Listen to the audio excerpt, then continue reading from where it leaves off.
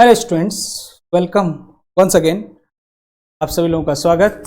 प्यारे विद्यार्थियों, yes students, आज हम अगेन जीएसएससी जेईई 2022 के एग्ज़ाम के लिए प्रिपरेशन करने वाले हैं। और ऑब्वियसली जनरल इंजीनियरिंग आपको जैसे कि दिख रहा है बोर्ड पर भी, जनरल इंजीनियरिंग में जो सिविल इंजीनियरिंग का पार्ट है उस पर ही फोकस करेंगे। लेकिन साथ ही साथ जो हमारा सिविल इंजीनियरिंग के विद्यार्थी हैं, कोर टॉपिक जो हमारा सिविल इंजीनियरिंग के लिए है स्पेशली, उसके लिए भी एक कारीगर साबित होगा। क्योंकि सिविल इंजीनियरिंग के जितने भी आज क्वेश्चन हम टारगेट करेंगे, जितने भी क्वेश्चन की प्रैक्टिस करेंगे, सारे इंपॉर्टेंट हैं। General engineering point of view से भी जनरल इंजीनियरिंग वाले टॉपिक के लिए तो है ही, लेकिन साथ ही साथ जो आप कोर टॉपिक पढ़ोगे, स्पेशली जो सिविल इंजीनियरिंग के ब्रांच के विद्यार्थी जो पढ़ेंगे, उसके लिए भी इंपॉर्टेंट होगा। क्योंकि क्वेश्चन थोड़ा सा मैंने आज थोड़ा सा लो से मॉडरेट लेवल पे ले गया हूँ, तो वो आपका जनरल इंजीनियरिंग के लिए तो इंपॉर्टेंट है ही, लेकिन वहाँ पर दोनों के लिए मतलब कि कुल मिला के सिविल इंजीनियरिंग के क्वेश्चन है, बहुत बढ़िया से आपको फ़ायदा करेगा। ठीक, जनरल इंजीनियरिंग के लिए तो भैया जो आप इलेक्ट्रिकल, मैकेनिकल, सिविल तीनों के लिए है, लेकिन सिविल के लिए तो वहाँ पर भी मदद करेगा ये कोर वाले टॉपिक में भी। ठीक है, चलिए साथ ही साथ आगे बढ़ते हुए हम कार्यक्रम को आगे बढ़ते हुए थोड़ा सा आपको ये बता दें, और ये बताना बहुत ज़रूरी भी है कि आप सभी लोगों में से बहुत सारे लोग जानते भी हैं और ये लोग जानते नहीं भी हैं। और वो बात यह है कि आपके लिए जो स्पेशली सिविल इंजीनियरिंग का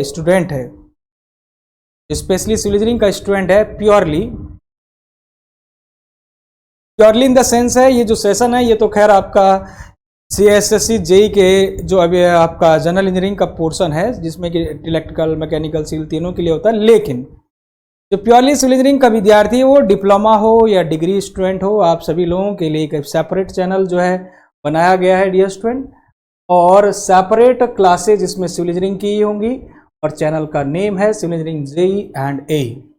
और सबसे प्राइम जो आपका मोटिव हो जाता है यहाँ पर कि अगर आप specially civil engineering JEE and AE के स्पेशल क्लास देखना चाहते हैं, एक स्ट्रेटेजी के साथ, एक स्पेशल प्लानिंग के साथ, तो आपको सबसे पहले तो चैनल को सब्सक्राइब ही करना है। और ज़्यादा से ज़्यादा जितने भी आपके सिविल इंजीनियरिंग के विद्यार्थी हैं, आपके भाई बहन जो भी हैं, आप सभी लोगों को ये चैनल जो है शेयर करना है। क्योंकि डियर स्टूडेंट, इस चैनल में एक रणनीति के तौर पर, एक स्ट्रैटेजिक प्लानिंग के साथ आपकी तैयारी किया जा रहा है।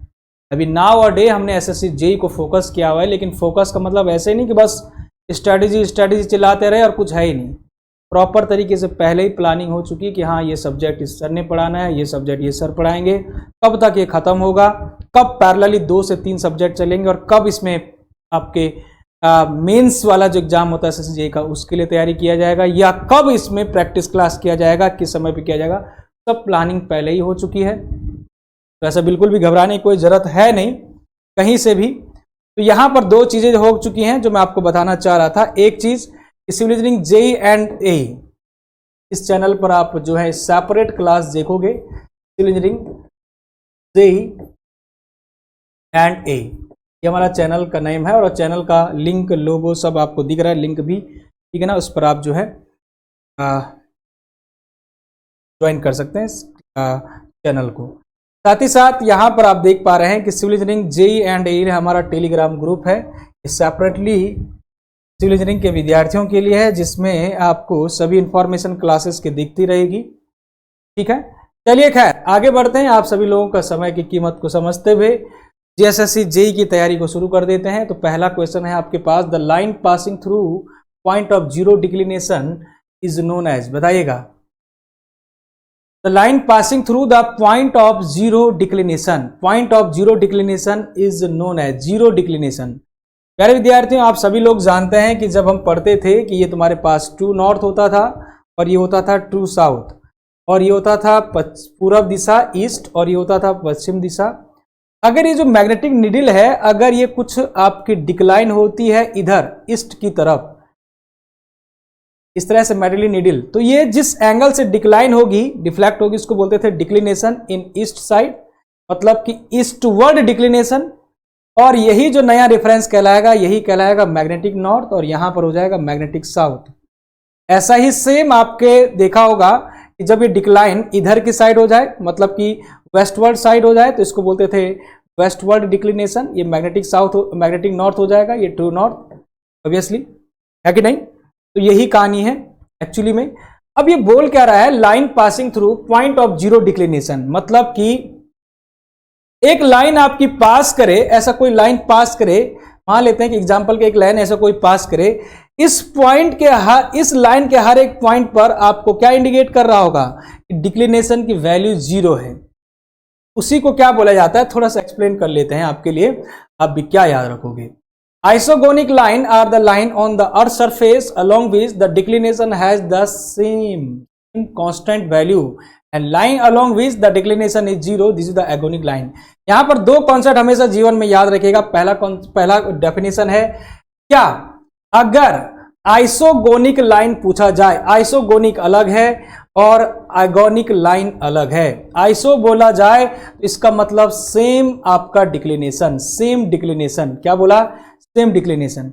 और अगोनिक बोला जाए तो एगोनिक का मतलब है जीरो डिक्लिनेशन, जीरो डिक्लिनेशन वाली लाइन। अरे भैया दो लाइन मैंने खींच ली, एक लाइन ये खींच ली और एक लाइन खींच ली, इस लाइन के हर एक पॉइंट पर ऐसा ऐसा ऐसा ऐसा ऐसा ऐसा ऐसा हर एक पॉइंट पर अगर मैं कहूं डिक्लिनेशन सेम है, डिक्लिनेशन की वैल्यू सेम है, तो ये कौन सा लाइन हो गया, ये हो गया आइसोगोनिक लाइन। एक इलीगल तरीका भी बताऊंगा समझाने का भी। और मैं कहूं एक लाइन है जिसके हर एक पॉइंट पर कहेगा जाएगा कि सारा का सारा डिफ्लेक्शन का जो आपका डिक्लिनेशन है वो है जीरो, तो आप कहेंगे कि ये होगा सर एगोनिक लाइन। अब यहां पर कंफ्यूजन रहता है एग्जाम में, पढ़ तो अभी आपने लिया है, कुछ देर के लिए याद भी रहेगा, लेकिन एग्जाम में हम भूल जाएंगे इस चीज को, ये सच है। तो इसके लिए एक इलीगल तरीका मैं आपको हमेशा समझाता हूं। वो इलीगल तरीका क्या है, वो इलीगल तरीका ये है, क्या क्या है कि आपको यहां पर आप देख पा रहे हैं कि एस केवल इसमें है, एस फॉर आइसोगोनिक, इस तरह से याद रख सकते हैं। आइसोगोनिक मतलब एस यहां पर है, यहां पर कतई एस नहीं है एगोनिक में। और यहां पर भी आप देखें सेम का मतलब है S, S for same, S for isogonic. ये बिल्कुल कहीं से मिलता जुलता कहीं नहीं है, ना कोई लीगली तरीका है, लेकिन एग्जाम में भाई करता क्या मरता क्या नहीं करता है, कुछ ना कुछ तरीके आपको एग्जाम के लिए याद रखने। तो आइसो में एस आ रहा है ना, तो सेम याद रखेगा, सेम डिक्लिनेशन। यहां पर जीरो ऐसे भी आ सकते हैं, ओ फॉर जीरो, इस तरह से लिंक कर सकते हैं, लेकिन एक लिंक हो जाएगा तो दूसरा अपने आप में ही हो जाएगा।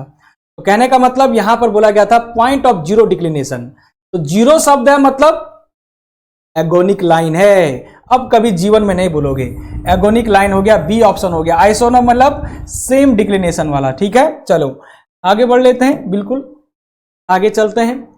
Which IS code is used for the classification of timber? Dear student, आप सभी लोगों को जब मैं पढ़ा रहा था BMC, आप सबको याद होगा, तो टिम्बर को बहुत बढ़िया से पिक्चोरियल व्यू में बहुत अच्छे से समझाने की कोशिश करी।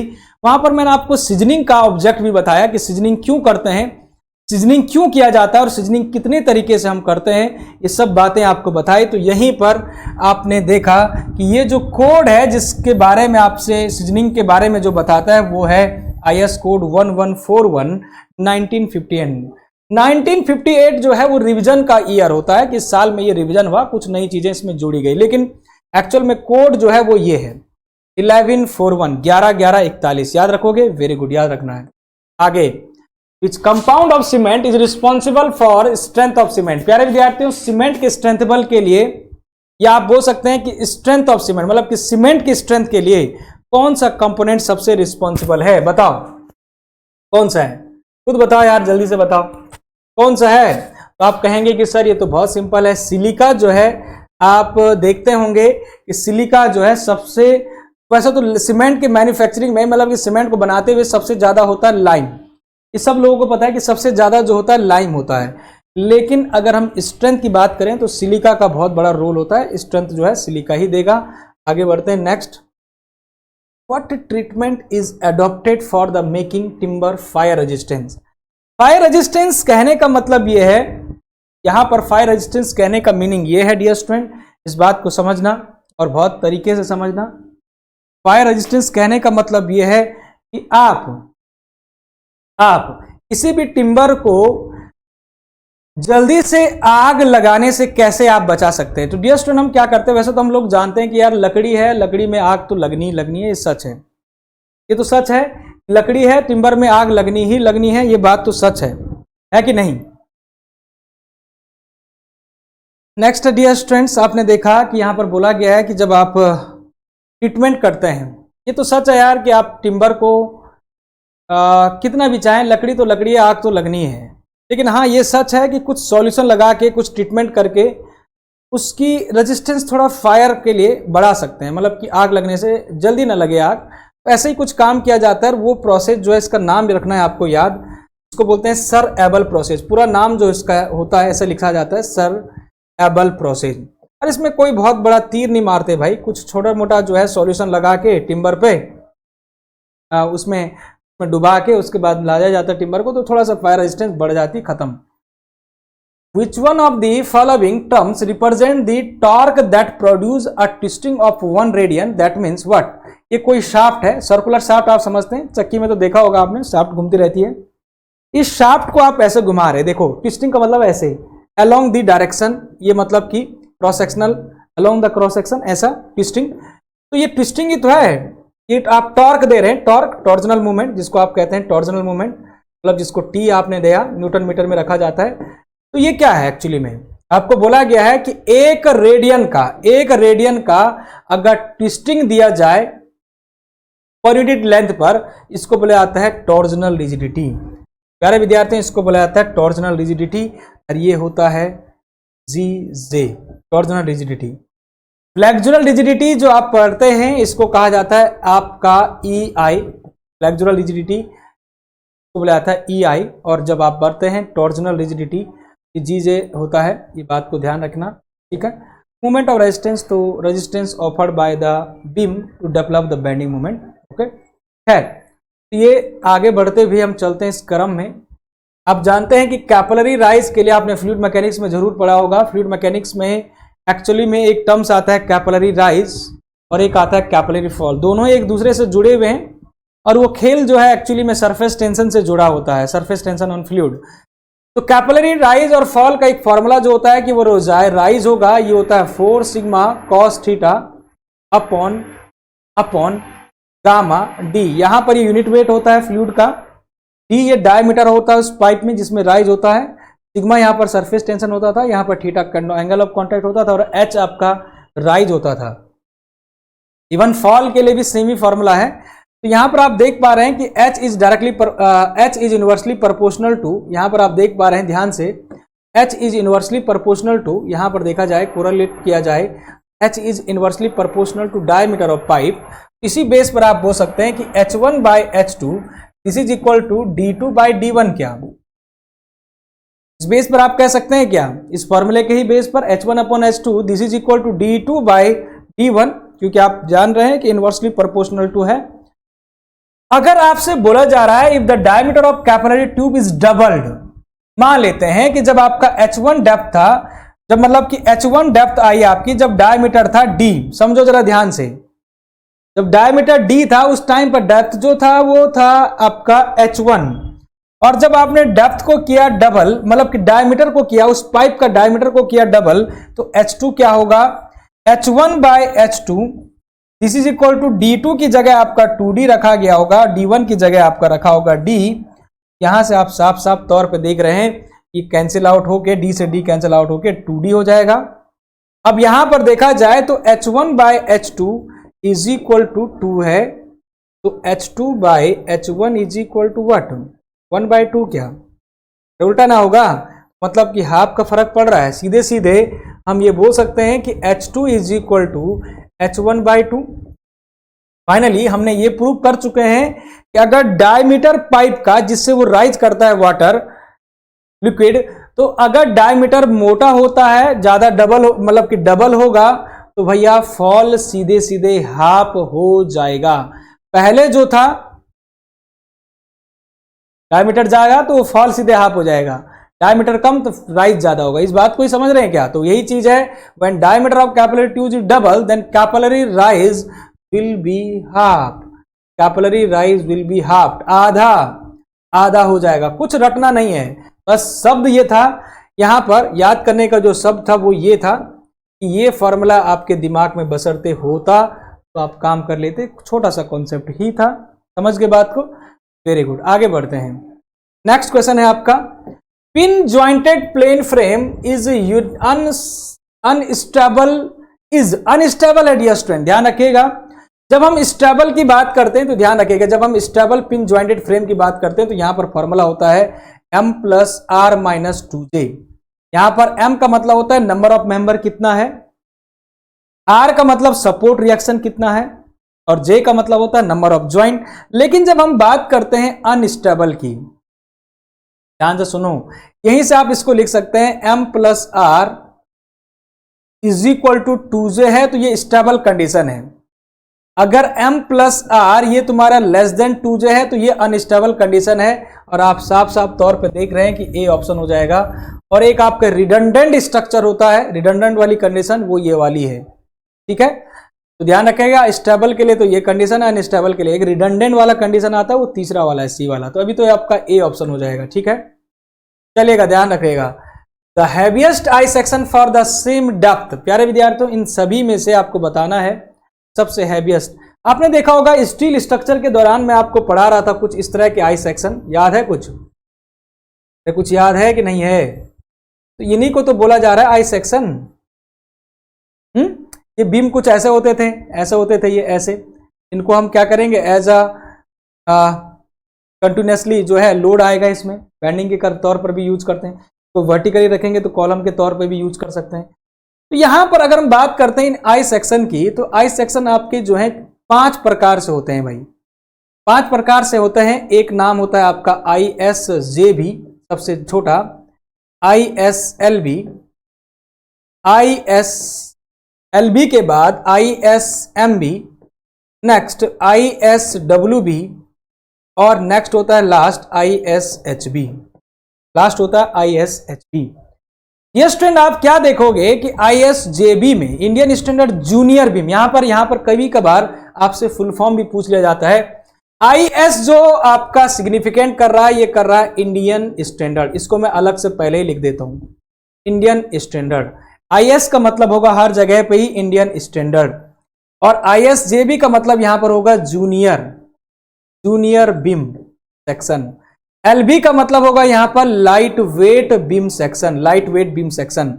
MB का मतलब होगा यहां पर मीडियम वेट बीम सेक्शन, और ISWB का मतलब इंडियन स्टैंडर्ड वाइड फ्लेंज, चौड़ाई इसकी होती है। फ्लेंज का मतलब होता है, जैसे मैं कहूं तो ये वाला पोर्शन है जो, ये फ्लेंज कहलाता है, ये भी फ्लेंज कहलाता है, और इसको वेब कहते हैं डियर स्टूडेंट, ये होता है web, thinner portion, WEB, web, ठीक है ना, वेब। तो ये हो गया आपका wide flange beam section, very good. Last आता है ISHB, तो ये होता है आपका सबसे ज्यादा हैवीएस्ट बीम, हैवी वेट या हैवी बीम सेक्शन। तो कॉलम के लिए यूज करते हैं, इसमें बहुत ज्यादा वेट है तो बहुत ज्यादा बियरिंग कैपेसिटी भी होगी, तो कॉलम एज अ कॉलम जब यूज करते हैं तो ISHB सबसे हैवीएस्ट बीम होगा, बात को ध्यान रखिएगा, ठीक है। चलिएगा आगे बढ़ते हैं। नेक्स्ट, जब हम बीम को पढ़ते थे, ये तुम्हारी कहानी है डियर स्टूडेंट, स्टील बीम को। अगर आपने स्टील स्ट्रक्चर वाला सब्जेक्ट पढ़ा है तो स्टील बीम जो कि आपका IS कोड देता है 800 गाइडलाइन 2007 में ये रिवीजन हुआ था, लेकिन स्टील का कोड कभी पूछा जाए तो याद रखिएगा स्टील का कोड होता है, स्टील डिजाइन का, स्टील स्ट्रक्चर का IS code 800, RCC design, concrete design का IS कोड 456, याद रखेंगे, बिल्कुल याद है। इस कोड के अकॉर्डिंग प्यारे विद्यार्थियों जो डिफ्लेक्शन की लिमिट की जाती है वो की जाती है 325, और ये तुम्हारे पास स्टील बीम के लिए है, इस बात को ध्यान रखिएगा, एक कंक्रीट बीम नहीं है, ये है प्यारे विद्यार्थियों स्टील बीम। अगर आप ऑप्शन को देखें तो स्टील बीम की कहानी है, यहाँ पर लिखा भी है IS कोड 800, क्योंकि जैसे ही आप ये कोड पढ़ लेते हो, क्योंकि डियर स्टूडेंट अगर आप ध्यान से देखें तो नीचे कहीं लिखा नहीं है, मेंशन नहीं किया गया स्टील का बीम, लेकिन जैसे ही आप ये कोड पढ़ते हो तो ये कोड है आपका स्टील डिजाइन का कोड, और इस कोड को पढ़ते ही आपके दिमाग में सेंसेशन होता है कि ये जो बीम है ये नॉर्मल बीम नहीं है, RCC का बीम नहीं है, बल्कि स्टील का बीम है। और स्टील के बीम के लिए जो गाइडलाइंस दी है इस कोड ने, वो दिया है डिफ्लेक्शन की लिमिट L/325, L/325, खत्म करो। Next, the thickness of thinnest outside plate is 10 mm, then the maximum pitch of the rivet in tension. प्यारे विद्यार्थियों बहुत मेहनत से मैंने पढ़ा रखा आपको, अगर आप JSSC JEE के बैच में अगर हमारे थे, हाँ ये सच है कि जो बैच में नहीं थे तो शायद आपको दिक्कत हो सकता है, लेकिन जो बैच में थे आप सभी लोगों को तो मैं बता दूं, बहुत डेप्थ पर मैंने ये सारे कोड लिमिट आपको पढ़ा रखी। एज पर IS कोड आपको पता है कि IS कोड 800 के अकॉर्डिंग, IS कोड 800 2007 के अकॉर्डिंग मैक्सिमम पिच की जो लिमिट है, मिनिमम पिच तो ठीक है 2.5 ऑफ द नॉमिनल डाया, जो रिबेट का डाया होगा ये मिनिमम पिच का लिमिट है। मिनिमम पिच आप जो है रिबेट के लिए ऐसे लिखते हो, बहुत डिटेल में नहीं जाऊंगा क्योंकि पिच रिबेट जो एनालिसिस है पूरा अलग से 2-3 चैप्टर होते हैं, 2-3 घंटे 10 घंटे का, सॉरी 2-3 घंटे नहीं, लगभग 5 से 6 घंटे का लेक्चर होते हैं। लेकिन इसमें अभी आपको केवल मोटे मोटे तौर पर बता रहा हूं। मिनिमम पिच तो ये होता है 5, वहां पर रिबेट का डाया होता है, नॉमिनल डाया। लेकिन मैक्सिमम पिच के लिए प्यारे विद्यार्थियों यहां पर ध्यान से देखना मेरी बात को, मैक्सिमम पिच, लेकिन मैक्सिमम पिच जो है वो अलग अलग होता था। पिच का मतलब समझ रहे हो ना, अब याद भी आ रहा है, कुछ नहीं आ रहा है कि मैंने आपको बताया भी था यार, तुम लोग भूल बहुत जल्दी जाते हो। ऐसा एक प्लेट है, दूसरा प्लेट को ज्वाइन किया जा रहा है रिबेट से, ऐसा आप एक लाइन बना रहे थे, मान लेते हैं कि डबल रिबेट है, सपोज दैट ऐसा ऐसा ऐसा ऐसा, ये मतलब कि दो रिबेट के बीच की जो डिस्टेंस होती है फोर्स के अलॉन्ग, दो रिबेट के क्रमागत जो रिबेट होते थे उनके बीच की डिस्टेंस होती थी सेंटर टू सेंटर, वो भी फोर्स के अलॉन्ग, तो वो पिच होता था। और गेज होता था परपेंडिकुलर में, इसको आप पिच कहते थे और इसको आप गेज कहते थे। फोर्स के परपेंडिकुलर डायरेक्शन में गेज कहा जाता था, है ना, याद आ रहा कुछ? Very good. तो मैक्सिमम पिच में अगर मैं बात करूं टेंशन वाले केस में, मतलब कि अगर आपका प्लेट जो है अंडर टेंशन में है, मतलब कि टेंसाइल फोर्स इनमें आ रहा है, खिंचाव वाला फोर्स, ये खिंचाव वाला फोर्स ऐसा आ रहा है, देखो मैं बना लेता हूं ध्यान से, ऐसा आ रहा है खिंचाव वाला फोर्स। तो हमारे पास कोड ने लिमिट करी है कि आप क्या करोगे, 16T और 200 mm में होगा, which ever is less, which ever is less. But अगर आपका कंप्रेशन में है, अगर आपका मेंबर अंडर कंप्रेशन में है, मतलब कि दबाव वाला फोर्स है, कंप्रेशन है, ये हो जाता था 12T और 200, ठीक है ना, विच एवर इज लेस, मतलब कि जो छोटा होगा। अब देखो thickness of the thinnest outermost plate, जो आपका T है, T उसने दे दिया, T is equal to 10 mm, very good, thickness value दे दिया है।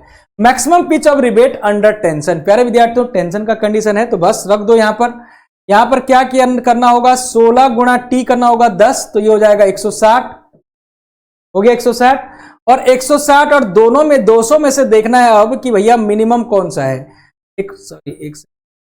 160 और 200 में से मिनिमम कौन है, तो आप साफ साफ तौर पे देखेंगे सर 100, देखो क्योंकि दोनों ही ऑप्शन आपके एग्जाम में रहेंगे। देखो 160 भी और 200 भी है, लेकिन आप कोड की लिमिट जानते हैं, 16T करना था और 200 करना था, उनमें से जो मिनिमम होगा, तो 160 जो है मिनिमम है, तो यहां पर बी ऑप्शन आपका कंप्लीटली सही हो जाएगा, ध्यान रखिएगा। Next, which batching method is more accurate. Batching शब्द का मीनिंग क्या है डियर स्टूडेंट, ध्यान से सुनिएगा, बैचिंग शब्द का मीनिंग क्या है। बैचिंग शब्द का मतलब होता है एक्चुअली में मेजरमेंट, लेकिन किस मेजरमेंट की आप बात कर रहे हैं ये इंपॉर्टेंट है, मेजरमेंट।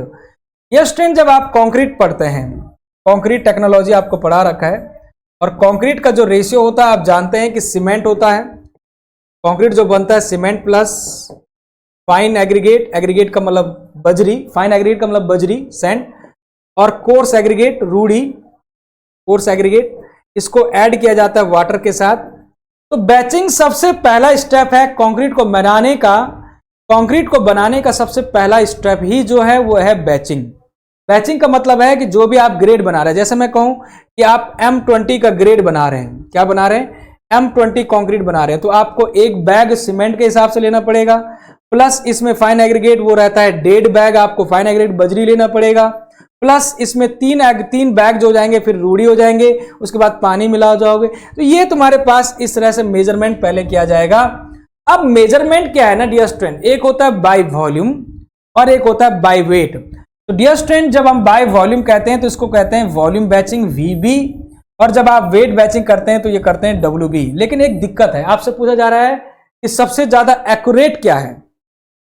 वॉल्यूम बैचिंग वैसे एक्यूरेट ही होता है, लेकिन एक समस्या आ जाती है इसमें। वॉल्यूम का मतलब बाय वॉल्यूम जब आप करते हैं तो वॉल्यूम बैचिंग के दौरान हम क्या देखते हैं कि जो ये सैंड है ना, बजरी फाइन एग्रीगेट, तो जो आप पहले देखते हैं और जब बाद में मेजरमेंट के दौरान कुछ समय के बाद, तो उसमें बल्किंग ऑफ सैंड एक वो आ जाता है, इसको बोलते हैं बल्किंग ऑफ सैंड। मतलब कि जब आप उसमें वाटर मिक्स करोगे और बिफोर वाटर मिक्सिंग और आफ्टर वाटर मिक्सिंग उसके बीच का अगर गैप देखें तो उस दौरान सैंड के पोर्स में कुछ आपके वाटर जो ऐड होता है, जिस वजह से आपका वॉल्यूम इंक्रीज हो जाता है, सैंड का, पर्टिकुलरली सैंड का वॉल्यूम इंक्रीज हो जाता है। तो उस कंडीशन को बोला जाता है सैंड बकलिंग या सैंड बल्किंग ऑफ सैंड। उस कंडीशन को बोला जाता है बल्किंग ऑफ सैंड। तो ये बल्किंग ऑफ सैंड की समस्या को लेते ही हमारा जो वॉल्यूम मेजरमेंट है, ये वॉल्यूम बैचिंग है, इसमें इनएक्यूरेसी आ जाता है, एरर आ जाता है। एक्चुअल में कुछ एग्जैक्ट आंसर नहीं आता है, कुछ एरर के साथ आता है, तो इसको हम एक्यूरेट नहीं मानते हैं। और जब ये एक्यूरेट नहीं है तो इसको बड़े स्तर पर यूज नहीं करोगे, इसको स्मॉल स्तर पर यूज करेंगे, स्मॉल स्केल पर यूज करोगे। आपसे पूछा जाता है कि वॉल्यूम बैचिंग किस स्केल पर यूज करते हैं, मतलब छोटे प्रोजेक्ट के लिए आप यूज कर सकते हैं इसको, कोई दिक्कत, छोटे मोटे काम के लिए। लेकिन डियर स्टूडेंट, वेट बैचिंग जो है ये आप बड़े स्तर पर, लार्ज स्केल पर यूज करते हो, पहली बात। और दूसरी बात इसलिए भी करते हैं क्योंकि ये एक्यूरेट भी है, क्योंकि वेट में तो भैया आपका कोई फर्क नहीं पड़ेगा, पहले 50 था, अगर आप बाद में वेट कर रहे हैं अगर उतना ही आएगा जितना आप चाह रहे हैं, एक्यूरेट आपका सबसे एक्यूरेट है वेट बैचिंग। नेक्स्ट, आपने देखा होगा प्लेसिंग के बाद जब आप कंक्रीट को लाते हैं, मेजरमेंट करते हैं, मिक्सिंग करते हैं, तो फिर प्लेसिंग करते हैं। प्लेसिंग के बाद उसको कॉम्पैक्शन किया जाता है कि कुछ एयर वॉइड्स जो है नहीं है, क्योंकि एयर वॉइड्स होता है तो साथ ही साथ उसकी डेंसिटी भी घट जाती है, बात ध्यान रखना। तो हम ये पाते हैं कि अगर आपके कंक्रीट में 5% के एयर वॉइड हैं तो वो डायरेक्टली 30% से स्ट्रेंथ घटा सकता है। 30% स्ट्रेंथ क्या होगी, घट सकती है, क्योंकि एयर एक्यूपाई, भाई ये है तुम्हारा कंक्रीट है, ये कंक्रीट है सपोज दैट, कंक्रीट के पोर्स में एयर होने का मतलब ये खाली है, हवा है, उसकी डेंसिटी उसकी उतनी क्या हो गई, कम हो गई, पैक्ड नहीं है। अब आप खूब सारा कॉम्पैक्ट करें, रोलर लगा दें, तो आप इसका मतलब वो एयर एक्सपर्ट हो गई होगी, बाहर आ चुकी होगी, तो वो पैक्ड हो चुका होगा, उसकी स्ट्रेंथ उतनी मजबूत होगी। तो यही चीज है कि 5% अगर वॉइड्स हैं, एयर वॉइड्स, तो 30% से भैया स्ट्रेंथ आपकी क्या हो जाती है, घट जाती है। यही लिखा भी है, presence of 5% voids in the hardened concrete left due to incomplete compaction। किस लिए हुआ 5% voids क्यों बचे, क्योंकि इनकम्प्लीट कॉम्पैक्शन है, कॉम्पैक्शन अच्छे से नहीं किया गया। तो ये क्या रिजल्ट दे रहा है, देखो, may result in decrease in the compressive strength of by 30%। लेकिन यहीं पर ध्यान रखिएगा डियर स्टूडेंट, ये भी पूछा जाता है अगर 10% voids हैं तो ये सीधे सीधे 60% तक भी स्ट्रेंथ घटा देता है। डेंजर है ना, ये कॉम्पैक्शन करना है। Next, IS code 456 obviously concrete का कोड है। Concrete member shall be kept under the curing for day where mineral admixture and blended cement are used. यहां पर अगर आपने थोड़ा सा दिमाग में जोर नहीं डाला तो आप जल्दीबाजी में, गारंटी के साथ दे रहा हूं, अगर आपने दिमाग में जोर नहीं डाला, गारंटी के साथ बोल रहा हूं, ये तुम जवाब करोगे जल्दीबाजी में 7। सच है, लेकिन 7 बिल्कुल इसका आंसर नहीं है, इसका आंसर है 10। यस 10। यहां पर अगर इतना तक, ये क्वेश्चन अगर यहां तक होगा, यहां तक होता, IS code concrete member shall be kept under curing for general condition, तो 7 डेज के लिए तराई की ही जाती है, क्योरिंग की जाती है, तराई 7 डेज तक करना ही है। लेकिन डियर स्टूडेंट, अगर उसमें आपने एक एडमिक्सर जोड़ा है और कुछ भी जोड़े, ब्लेंडेड सीमेंट का मतलब होता है, ब्लेंडेड का मतलब होता है कुछ मिश्रित सीमेंट। मिश्रित का मतलब जैसे कि हाई एल्यूमिनियम सीमेंट आपने बना रखा है या हाई सल्फेटेड सीमेंट बना रखा है, एसिड रेजिस्टेंट कुछ मिक्सिंग सीमेंट, जो मतलब एडिशनल, OPC की बात नहीं कर रहा है, उसके लिए हम क्या करते हैं कि क्योरिंग पीरियड थोड़ा सा और बढ़ा देते हैं। तो यहां पर 10 दिन होगा, ये तुम्हारा नॉर्मल सिचुएशन के लिए है, नॉर्मल OPC वगैरह के लिए, ठीक है ना, इसमें कोई दिक्कत नहीं, ध्यान रखना। तो बी ऑप्शन था यहां पर। नेक्स्ट, अब क्या करते हैं कि जब आप फिनिशिंग करते हैं डियर स्टूडेंट, जब आपने कॉम्पैक्शन कर देता है तो सरफेस में कुछ अंडुलेशन आती है, तो उसको स्मूथ करना है, फिनिश करना है। तो फिनिश करने के लिए 3 स्टेप में आपका काम होता है। सबसे पहले होता है स्क्रीडिंग। स्क्रीडिंग में मान लेते हैं कि कंक्रीट की सरफेस आपकी ये है, कुछ एंडुलेशन ऐसा आया, क्योंकि कॉम्पैक्शन करोगे, रोलर की मदद से करोगे, वाइब्रेटर की मदद से करोगे, तो कुछ एंडुलेशन आ जाती है, तो उसको फिनिश देना है एक। तो पहले स्क्रीडिंग करेंगे। स्क्रीडिंग का मतलब होता है जो भी एक्सेसिव कंक्रीट है, जैसे ये है इस लाइन के ऊपर, उसको आप एक्सट्रैक्ट करके एक्सेसिव कंक्रीट को आप स्मूथ करने की कोशिश करोगे, उसको बोला जाता है स्क्रीडिंग। उसके बाद आते हैं हम फ्लोटिंग। फ्लोटिंग ये स्टेप पूछा है, सीक्वेंस ही पूछ रहा है फिनिशिंग के। फ्लोटिंग का मतलब है कि लकड़ी का कुछ ऐसा फट्टा टाइप का होगा, इस तरह से ऐसा होगा, लकड़ी का ही फट्टा, तो उस कंक्रीट के सरफेस में हम क्या करते हैं, उसको फिनिशिंग देने की कर देते हैं। फ्लोटिंग हमारा यहां पर हमारा दूसरा स्टेप होगा फ्लोटिंग। इसमें वुडन फ्लोट हम यूज करते हैं, लकड़ी का, वुडन फ्लोट, क्योंकि वुडन फ्लोट थोड़ा सा भारी होता है, जिसकी वजह से थोड़ा बढ़िया से और कॉम्पैक्ट भी हो जाए और फिनिश भी आ जाए, लेकिन अभी भी स्मूथ नहीं हुआ है। एक फाइनल टच जो हम देते हैं वो देते हैं ट्रॉबलिंग से। ट्रॉबलिंग का मतलब है करनी की मदद से। करनी का मतलब कुछ आपने ऐसा जरूर देखा होगा मिस्त्री के पास, ऐसा जरूर देखा होगा यार, ऐसा जरूर देखा होगा। ये देखा है कि नहीं देखा है? ये इसकी मदद से हम फाइनल टच दे देते हैं फिर, और एक स्मूथ सरफेस कर देते हैं। तो हमारे पास जो ऑर्डर है वो कुछ ऐसा है, स्क्रीडिंग, फ्लोटिंग और ट्रॉबलिंग। ये है कुछ आपको जो मैंने समझाया। अब आते हैं फ्लूइड मैकेनिक्स, जो आप लोगों ने पढ़ा है, उससे क्वेश्चन पूछा जाता है an ideal fluid is. Ideal fluid का मतलब है जो आपकी प्रैक्टिकली और रियलिटी में एग्जिस्टेंस ही नहीं करता है। तो आइडियल फ्लूइड सबसे पहले आप जानकारी रखनी है कि ये क्या होगा, फ्रिक्शन लेस होगा और इनकम्प्रेसिबल। एक नंबर ये देखो बढ़िया से, बी ऑप्शन। फ्रिक्शन लेस का मतलब है ऐसा कोई फ्लूइड नहीं जिसमें फ्रिक्शन ना हो। पार्टिकल्स होंगे तो फ्रिक्शन तो होगा ही, इन्होंने कहा है कि फ्रिक्शन लेस। ऐसा नहीं है ना, जरूरी पॉसिबल नहीं है ना, तो ऑब्वियसली जो चीज़ पॉसिबल नहीं है वही आइडियल कहलाता है। जब पॉसिबल जो चीज़ होती है उसको बोलते हैं रियल फ्लूइड, ठीक है। इनकम्प्रेसिबल का मतलब है डेंसिटी, आपकी डेंसिटी में कोई फर्क नहीं पड़ रहा है, मतलब कि कांस्टेंट है, जबकि ऐसा कभी नहीं है। कभी भी आप किसी भी फ्लूइड को देखें, डेंसिटी इज इक्वल टू होता है मास पर यूनिट वॉल्यूम।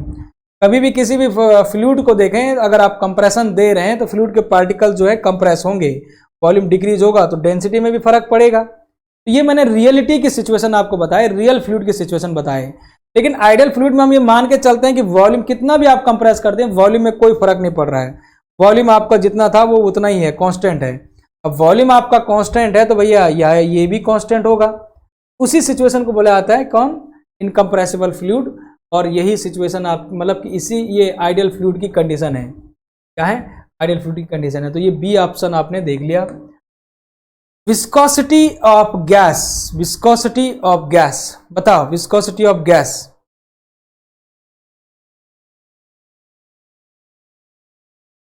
चलिए नेक्स्ट क्वेश्चन है viscosity of gas. The viscosity of gas decrease with increase in temperature, increase with increase in temperature, independent of temperature, is dependent of pressure of vary or vary। और देखिएगा ध्यान रखेगा जब हम liquid के case में बात करते हैं, लिक्विड के केस में, और जब हम बात करते हैं गैस के केस में, दोनों चीजों को ध्यान रखिएगा। लिक्विड के केस में अगर देखा जाए विस्कोसिटी और टेम्परेचर का क्या केस है, temperature is directly proportional to viscosity. Temperature बढ़ेगा तो विस्कोसिटी घटेगी, और टेम्परेचर घटेगा तो विस्कोसिटी, सॉरी टेम्परेचर बढ़ेगा तो विस्कोसिटी घटेगी, टेम्परेचर घटेगा तो विस्कोसिटी, मतलब कि इनवर्सली प्रोपोर्शनल को रिलेशन है। गैस के केस में temperature is directly proportional to viscosity. बस ये दो रिलेशन ध्यान रखना का काम बन जाएगा। Viscosity of gas decrease increase with increase in temperature, तो साफ साफ तौर पर बी ऑप्शन कंप्लीटली सही हो जाता है। आगे बढ़ते हैं। Maximum slenderness ratio for the compression member carrying the both dead load and superimpose load. Slenderness ratio, ये स्टूडेंट सिलेंडरनेस रेशियो जो होता है L effective upon R minimum, minimum radius of gyration, ठीक है ना, ये होता है। तो सिलेंडरनेस रेशियो जब आपका डेड लोड और सुपर इम्पोज लोड का मतलब होता है लाइव लोड, इन दोनों को मिलकर जब पड़ रहा है तो ऑब्वियसली यार आर मिनिमम जो है काफी बढ़ जाता है। तो सिलेंडरनेस रेशियो कम से कम रखना है, और वो कम से कम वाली जो लिमिट है वो है 180, 180 होता है इसके लिए। चलिएगा आगे बढ़ते हैं। बोला गया है angle of inclination of lacing bar with the longitudinal axis of the column, that means preferably between the. देखिएगा डियर स्टूडेंट, मान लेते हैं कि दो चैनल सेक्शन है। स्टील स्ट्रक्चर में मैंने आपको बताया था, सपोज दैट ये चैनल सेक्शन है। चैनल का मतलब होता है जिसमें दो फ्लैंज होंगे और एक वेब होगा। ये भी वेब है, ये भी वेब है, सॉरी ये भी फ्लैंज है, ये भी फ्लैंज, ये चैनल है। इसको रिजिडिटी प्रोवाइड करने के लिए हम कुछ एडिशनल प्लेट्स या बार को यूज करते हैं कुछ एंगल पर, ऐसे ऐसे दो चैनल सेक्शन है। तो इसको रिजिडिटी और एक मजबूती प्रदान करने के लिए, प्रोवाइड करने के लिए कुछ एंगल्स पर हम प्रोवाइड करते हैं। तो ये एंगल जो होता है एंगल ऑफ इंक्लिनेशन, कोड ये कहता है, इन्हीं प्लेट को बोला जाता है लेसिंग बार, ये लेसिंग प्लेट। तो ये 40 से 70 डिग्री के रेंज पर है, आपको याद रखना है 40 to 70 डिग्री। ये आपका सी ऑप्शन कंप्लीटली सही हो जाएगा। आगे बढ़ते हैं नेक्स्ट। इस इक्वेशन को शायद आपने कहीं ना कहीं जरूर सुना होगा यार, फ्लूइड मैकेनिक्स में तो सुना होगा, लेकिन पहले भी फिजिक्स वगैरह में आपने सुना होगा, बेसिक जब आप पढ़ के आते हैं इंटरमीडिएट वगैरह में। तो ये इक्वेशन एक्चुअली में बर्नौली इक्वेशन को डिफाइन करता है। बर्नौली इक्वेशन क्या है? P by rho g, P by specific weight, W का मतलब स्पेसिफिक वेट होता है, इसको बोलते हैं आप pressure head. P square upon 2g, ये वाला जो हेड होता है ये होता है काइनेटिक हेड, और ये वाला जो जेड जो होता है ये होता है पोटेंशियल हेड। तो तीन नाम आपने अलग अलग पढ़े। इन तीनों का समीशन जो टोटल एनर्जी है, टोटल हेड जो कहलाता है, वही बर्नौली इक्वेशन कहलाता है। यहाँ पर कुछ अजम्पशन है, इसको जो प्रूव किया जाता है, इस इक्वेशन को प्रूव किया जाता है एक्चुअली में यूलर इक्वेशन से। पहले हम प्रूव करते हैं यूलर इक्वेशन, और उसी का जो इंटीग्रेशन वाला जो फॉर्म है, मतलब कि इंटीग्रेट जब करोगे यूलर इक्वेशन को तो तब जाके मिलेगा हमें बर्नौली इक्वेशन। लेकिन अजम्पशन हम यूलर इक्वेशन पे लगाते हैं। यूलर इक्वेशन के अजम्पशन जो होते हैं, मतलब कि इनडायरेक्टली ये बोल सकते हैं कि बर्नौली इक्वेशन के अजम्पशन, क्योंकि बर्नौली इक्वेशन आपकी आती कहाँ से एक्चुअली में, यूलर इक्वेशन से। ये ऐसा भी कह सकते हैं कि यूलर इक्वेशन के अजम्पशन। तो यहाँ पर हम जो अजम्पशन लेते हैं डियर स्टूडेंट, फ्रिक्शन लेस होगा, इनकम्प्रेसिबल होगा, स्टेडी भी होगा, है ना। अब यहां पर देखिएगा इस बी वाले में, ये तो एक्चुअली में स्टेडी इनकम्प्रेसिबल, वैसे काफी मिलता जुलते हैं काफी चीजें। यहां पर फ्रिक्शन लेस हो गया है, स्टेडी भी है, इनकम्प्रेसिबल भी है, यूनिफॉर्म भी है, लेकिन एक लाइन छोड़ दिया यहाँ पर, स्टीम लाइन के अलॉन्ग छोड़ दिया है। यहाँ पर देखिएगा स्टेडी है, फ्रिक्शन लेस भी है, कंप्रेसिबल भी है, अलॉन्ग स्टीम ये वाला है, ये हो जाएगा ए ऑप्शन। यूनिफॉर्म नहीं होता है, बस स्टीम लाइन के अलॉन्ग होता है, ठीक है। ए ऑप्शन आपका कंप्लीटली सही हो जाएगा। सारी बारीक बातें हैं, आपको ध्यान रखनी होती हैं। Number of independent equation to be satisfy for the static equilibrium equation, static equilibrium equation. चलिए नेक्स्ट क्वेश्चन पर आते हैं। बोला गया है the number of independent equation to be satisfy for the static equilibrium plane structure. यहाँ पर dear student plane structure का मतलब होता है 2D स्ट्रक्चर। 2D के लिए तो आप जानते हैं, जैसे कि फिक्स्ड बीम में आपको समझाया था कई बार यार, एक्चुअली में एक आपकी रिएक्शन होती है मूवमेंट के लिए, एक होती है हॉरिजॉन्टल रिएक्शन RH बोल देता हूँ, और एक होती है वर्टिकल रिएक्शन। तो यही तो तीन इक्वेशन के लिए आपको सेटिस्फाई करना होता था। कैसे? Summation of movement is equal to 0, summation of horizontal force Fx is equal to 0 and summation of vertical force Fy is equal to 0। ये तीनों ही तो इक्वेशन थी static equilibrium equation for the plane structure. ये था आपका 3 equation. तो number of equation कितनी हो जाती थी? 3। यहीं पे स्पेस स्ट्रक्चर की बात करें तो वो 6 हो जाता है। ध्यान रखना इस बात को भी, स्पेस के लिए आपका 6 हो जाता है, ठीक है। चलो आगे बढ़ते हैं नेक्स्ट।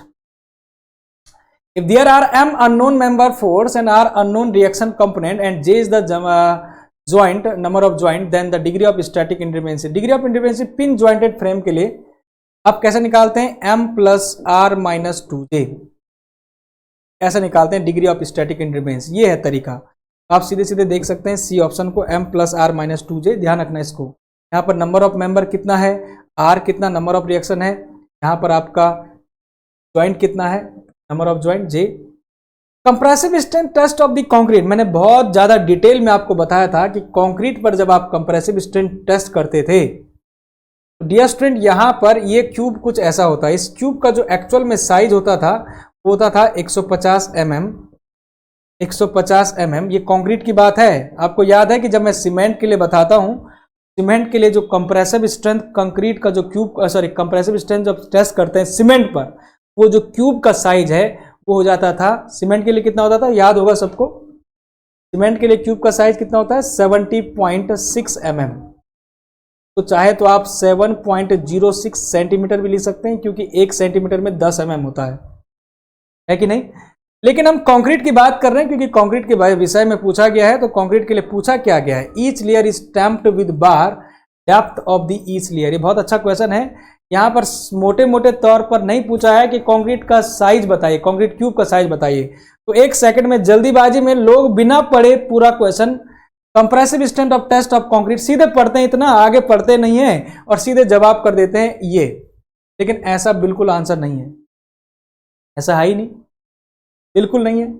अब देखो ऐसा नहीं है तो सर कैसा है फिर, कैसा है फिर ये बता दो। एक्चुअली में इसका आंसर जो है अब आप खुद बताओगे। ये स्ट्रेंथ होता क्या है कि जब हम कंक्रीट को क्यूब को भरते हैं, क्यूब का मतलब होता है सांचा, एक मॉड होता है, उसमें कंक्रीट को भरते हैं टेस्टिंग से पहले। कंक्रीट का मतलब है वो पेस्ट, सीमेंट का, फाइन एग्रीगेट का, कोर्स एग्रीगेट का, वाटर के साथ मिक्स करके उस पेस्ट को भरा जाता है, कॉम्पैक्ट किया जाता है।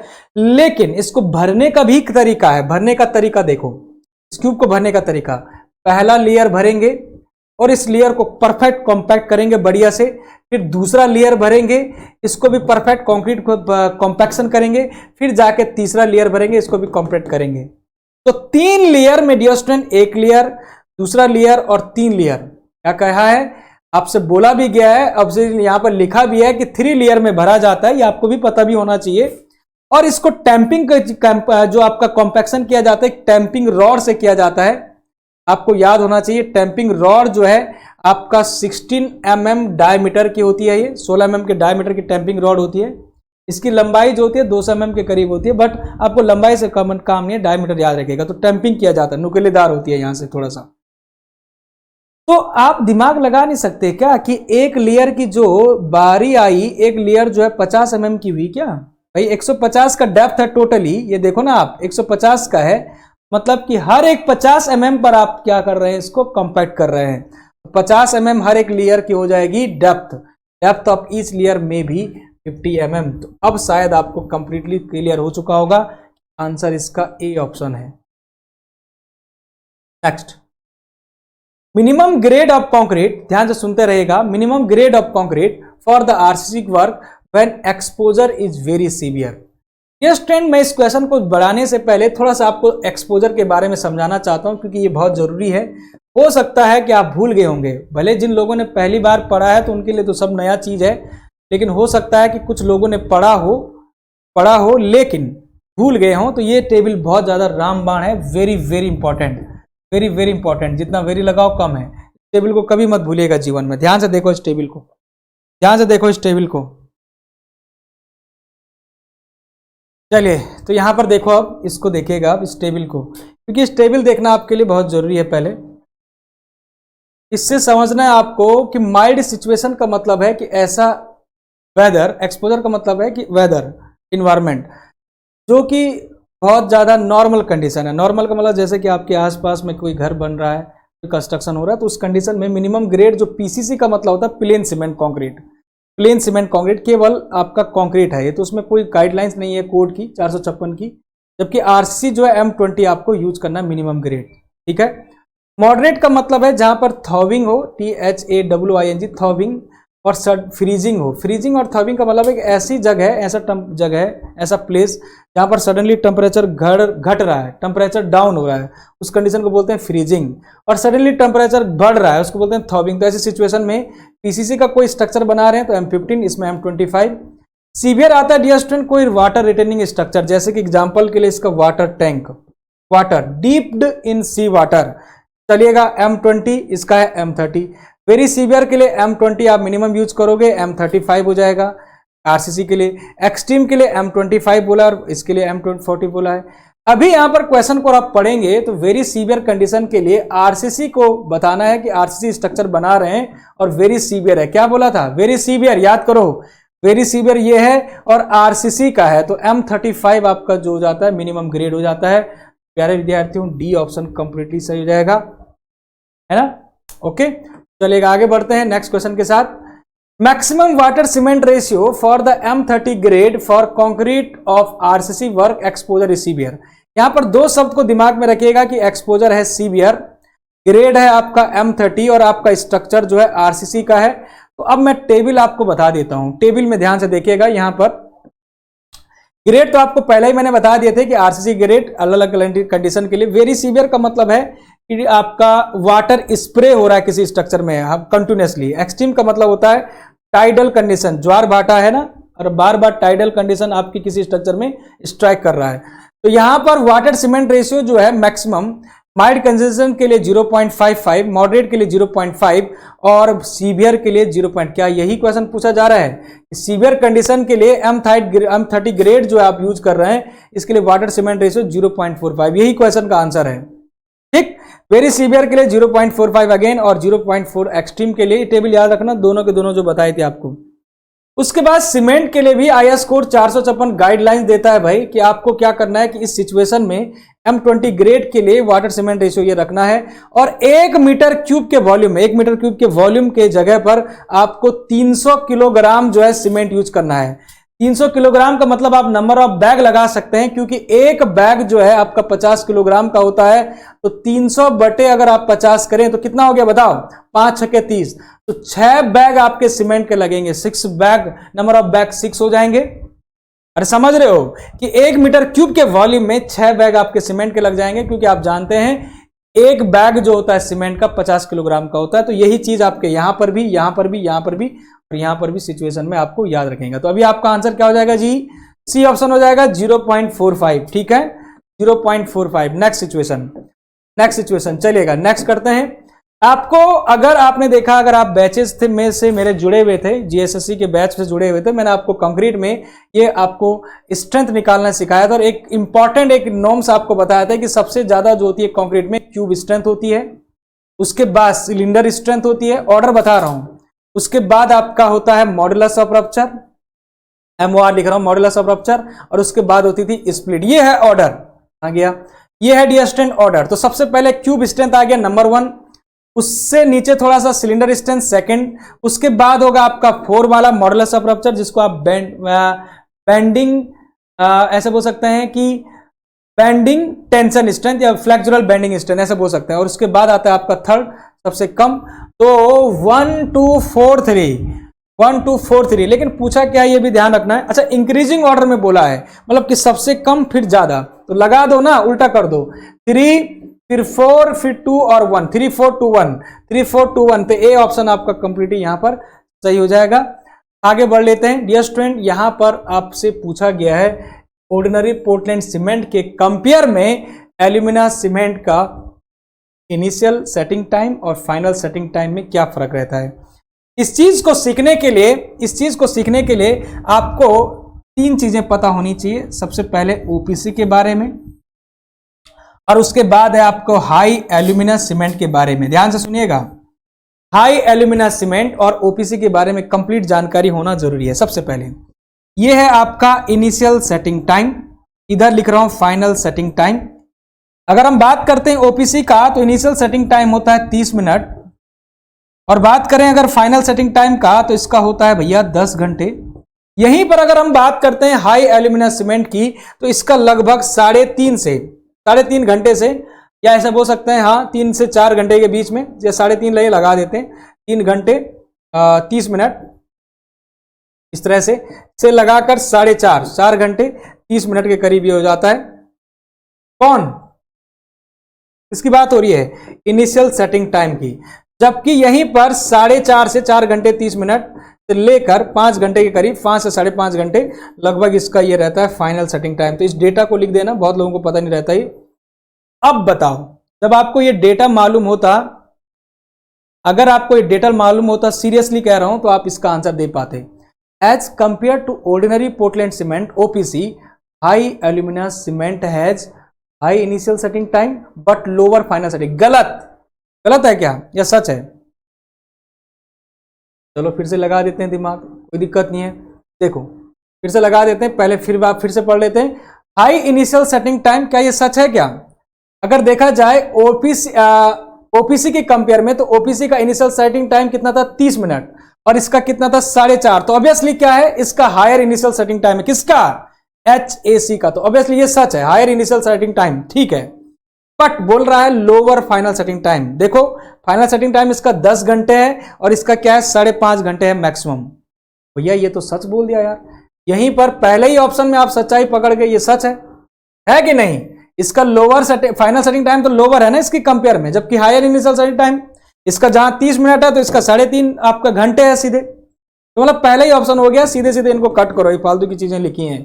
चलेगा, नेक्स्ट हमारे पास जो है important point, degree of static indeterminacy of the rigid jointed plane frame having the 15 member 3 reaction component. हमें यहां पर कोई स्ट्रक्चर नहीं दिया है, बहुत सारे एग्जामों में ऐसा होता है, स्ट्रक्चर ना दे, आपको डेटा दे दे। डेटा में आपको बोला है कि नंबर ऑफ मेंबर हो गए 15, रिएक्शन हो गई आपकी आर की वैल्यू 3, और ज्वाइंट का वैल्यू हो गया 14। और आप जानते हैं m plus r minus 2j की मदद से आप निकाल सकते हैं degree of static indeterminacy. m का वैल्यू रख दो 15, r का वैल्यू हो गया 3, और 2 टाइम्स ऑफ ज्वाइंट करेंगे, ज्वाइंट है आपका 14। तो ds कितना आ जाएगा, बताओ जरा, कितना आ जाएगा? ये तो होगा होगा कि नहीं होगा? रिजिड ज्वाइंटेड, अच्छा रिजिड ज्वाइंटेड है, सही है, रिजिड ज्वाइंटेड प्लेन फ्रेम है। तो निकाल के बताओ जरा कितना हो जाएगा, m plus r minus 2j।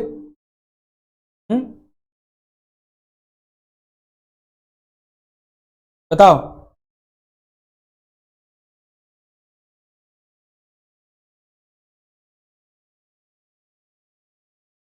चलो अब देखो इधर एक सेकंड, यहाँ पर थोड़ा सा को यहाँ पर एक चीज सुधारना है। देखो degree of static independency of the rigid, rigid का मतलब होता है यहाँ पर फिक्स्ड का, फिक्स से मतलब है फिक्स ज्वाइंटेड या rigid jointed plane frame. Plane तो है, ये तो सच हो गया। 2D फ्रेम तो है, गलती कहां पर है देखो ध्यान से। 2D frame having the 15 member, 15 member हैं, 3 आपके रिएक्शन है, कंपोनेंट आपके 14 ज्वाइंट है। ये तो मैंने डेटा पहले ही लिख दिया है। प्यारे विद्यार्थियों, m plus r minus 2j is equal to ds निकालने का फॉर्मूला है, ये जो आप लगा रहे थे और आंसर आपका मैच नहीं हो रहा था, आपने गलती करी। कहां पर देखो, ये जो फॉर्मूला है ये है आपका पिन ज्वाइंटेड प्लेन फ्रेम। अगर पिन ज्वाइंटेड प्लेन फ्रेम बोलता तो 1 सेकंड में आपका आंसर आ जाता, लेकिन ऐसा कहीं नहीं है। आपके पास है रिजिड ज्वाइंटेड प्लेन फ्रेम। तो रिजिड ज्वाइंटेड प्लेन फ्रेम के लिए, रिजिड ज्वाइंटेड 2D के लिए, 2D लिख देता हूं, 2D फ्रेम के लिए यह स्टूडेंट फॉर्मूला जो है वो है 3m plus r minus 3j। ये है भाई, ये है फॉर्मूला। इस फॉर्मूले से आप निकालोगे अब ds, ये है फॉर्मूला ds। तो बस हो गया, अब तो फॉर्मूला जहां मिल गया। तो 3 गुणा करोगे मेंबर 15, आर जो है आपके पास 3 हो गया reaction, minus 3 times of joint, joint है आपके पास 14, ds आप 1 सेकंड में निकाल दोगे। 15 45 और यहां से 45 और 3 48, 48 में से 14 3 42, 48 माइनस 42 कर दोगे तो ds इज इक्वल टू सीधे सीधे, अब तो कैलकुलेशन का खेल है। जो इंपॉर्टेंट पॉइंट था वो ये फॉर्मूला था और ये फॉर्मूला था, खासकर ये था अभी लग रहा जो है। ये ऑप्शन यहां पर गलती नहीं करनी थी, बात को ध्यान रखना। नेक्स्ट डियर स्टूडेंट, मैंने पहले भी कहा था कि एक होता है रिबेट का डाया, नॉमिनल डाया, जिसको आप कहते हैं रिबेट का डाया भी, और करके लिखना यहां पर रिबेट का डाया, इसको हम फाई से डिनोट करते हैं। और एक होता है ग्रॉस का डाया, जो आपने प्लेट में होल किया होता है, थोड़ा सा बढ़ा के चल रहे होते हैं, ग्रॉस डाया। जैसे आपका कहा जाए कि ये 2 प्लेट जोड़ी जा रही है, एक प्लेट ये है और एक प्लेट ये है, तो आप रिबेट जो सिलिंड्रिकल वेसल है, ऐसा सिलिंड्रिकल वेसल, इसको इंसर्ट करोगे, इसमें पहले होल करोगे, इस होल का जो डाया है जिसको आप ग्रॉस डाया कह रहे हैं, और इसका जो डाया होगा इसका ये होगा फाई, नॉमिनल डाया, रिबेट का डाया। तो ग्रॉस डाया थोड़ा बढ़ा के चलते हैं, तो आप जानकारी होगा gross dia d is equal to, आप क्या करेंगे फाई में, नॉमिनल डाया में 1.5 जोड़ेंगे, कब? जब आपका रिबेट डाया लेस देन होगा और इक्वल होगा 25 mm के, मतलब कि 25 mm भी होगा या 25 mm से कम होगा, दोनों कंडीशन के लिए आपको 1.5 ऐड करना है। और ग्रॉस डाया अगर होगा, अगर आपका ग्रॉस डाया, सुनो जरा ध्यान से, ग्रॉस डाया में आपको, सॉरी नॉमिनल डाया में आपको 2 mm जोड़ना है, जब आपका नॉमिनल डाया मतलब कि आपका ग्रेटर देन 2 mm 25 mm होगा, मतलब 25 mm से ज्यादा होगा। अब सिचुएशन को समझो, difference between the gross dia and nominal dia for the rivet up to the 25 mm, मतलब 25 mm तक अगर आपका है रिबेट का डाया, तो आपको कितने से बढ़ाना होता है, कितने का डिफरेंस हो जाएगा, केवल 1.5 mm का, है ना, 1.5 mm का ही तो होगा, ये खुद देखो आप। चलेगा, नेक्स्ट करते हैं। As compare to field rivet the shop rivet, shop rivet का मतलब होता है पावर ड्रिवन, इसका पूरा नाम होता है power driven shop rivet, shop rebate. इसको वर्कशॉप में आप पहले हीट करते हैं, गर्म करते हैं, उसके बाद इंसर्ट किया जाता है प्लेट में, तो उसमें क्लैंपिंग फोर्स नाम का चीज आता है, आपको पढ़ा रखा है मैंने पूरा डिटेल क्लास में। क्लैंपिंग फोर्स आने की वजह से एक रिजिडिटी आती है, एक मजबूती आती है, तो ध्यान रखिएगा as compare to field rivet the shop rivet is more stronger, ध्यान रखिएगा शॉप रिबेट ज्यादा स्ट्रॉन्गर पाया जाता है। नेक्स्ट, ये भी आपने अभी जस्ट पहले डिस्कस किया, नहीं ये नहीं किया, अभी अनविन्स फार्मूला पे बात नहीं करी मैंने, चलो देखते हैं। If the thickness of plate is to be connected by the rivet, ये कहना चाह रहा है कि 2 प्लेट है, मान लेते हैं कि एक प्लेट ये है और एक प्लेट ये है, हमें पता नहीं है कि यहां पर सपोज दैट इसकी जो थिकनेस है, दोनों की प्लेट है जो है 16 mm का है, ये भी 16 mm का है।